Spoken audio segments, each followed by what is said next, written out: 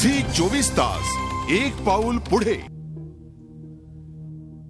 माझा पती मेलेला नाही, माझा पती मेलेला नाही, जिवंत आहे, तो नक्की परत येणार।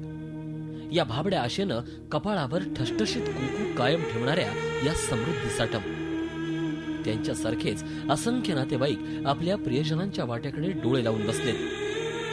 3 वर्षापूर्वी आलेल्या फियान वादळानं कोकणातल्या अनेक मच्छीमारांचं जीवन उद्ध्वस्त केलं होतं। होत्याचं नवतच झालं। फियान वादळानं कुणाचा पती हिरावला तर कुणाचा बाप।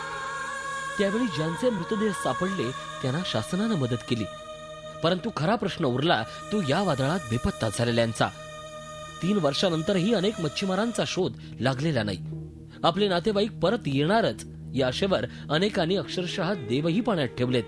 माझे पती हे अजूनही आम्हाला आश्वासन आहे। शासनाकडून अजूनही काय कोणत्याही प्रकारची जबाबदारीची अशी काहीच मला मदत नाही। कुठे शोधाशोध किंवा काय शोधण्याचे प्रयत्न गव्हर्नमेंट करून झालेले नाहीत तसे, त्यामुळे ते व्हायला पाहिजे तसे होत नाही। त्यामुळे त्यांनी पुढचं ह्या लोकांनी काय करायचं आता प्रॉब्लेम झालेला आहे। त्यांना काय आता कुठे आधार नाही। शासनही या लोकांना निकषाची सबब सांगते।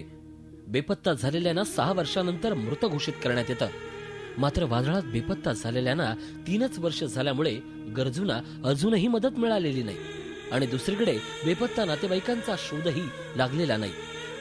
शासनाच्या निकषात अडकलेले हे मच्छीमार शासनाला साथ घालतायत।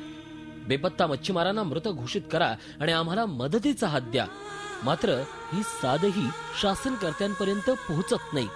हीच त्यांची खरी खंत आहे।